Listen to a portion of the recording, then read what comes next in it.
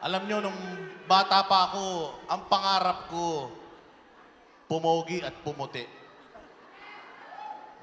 Pero alam nyo ba si Pastor Apollo Kibuloy, ang pangarap niya, ayusin ang Pilipinas, pagandahin ang Pilipinas, pabanguhin ang Pilipinas. Ginawa na ni Pastor Apollo Kibuloy pero kulang pa. Kulang pa.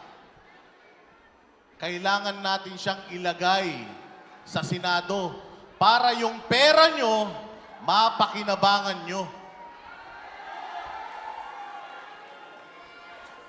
Mula sa 15 miyembro, napalago ni Pastor Apollo Kibuloy ang kanyang simbahan.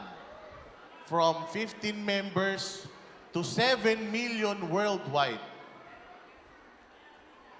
Nasolusyonan ni Pastor Apollo Kibuloy yung problema ng kahirapan. Nagsimula ang kanyang simbahan ng sobrang hirap.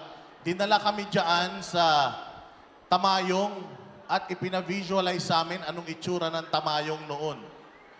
Yung may kalsada na nga yung Tamayong, ang tagal mo pang makarating. Lalong-lalo na kaya noon, naputikan dyan. Pero nakita nyo ang ganda ng Tamayong. Ang mga taga-Tamayong hanggang elementary lang. Pero dahil kay Pastor Apollo Kibuloy, nagkaroon na ng high school dyan. Dahil kay Senator Bongo at kay Pastor Apollo Kibuloy, may mega health center na dyan.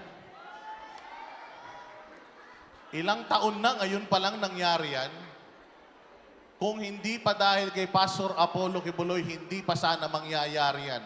Dahil inuuna ng mga nakaraang mga administrasyon at mga leader, congressman, gobernador, mayor, senador, ang sarili nilang mga bulsa bago kayo.